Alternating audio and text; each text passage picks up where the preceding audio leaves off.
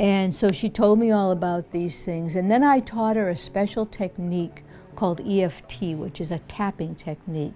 You tap on specific points on the upper body while saying certain things. And I taught it to her, and she was very little. You know, I just said, just think about it. Just think about tapping on your eye and side of your eye and under your eye. And so I made her a little recording also. And it was years ago, it was on a cassette tape, and the doctors, while she had the MRI, told her that she could listen to it. So she listened to it, she went into a very deep state of relaxation and did not move an inch. And it worked so great. And, you know, other kids, this one person had stomach aches. I found out, you know, they'd been to a doctor and found out there's nothing that they found was wrong.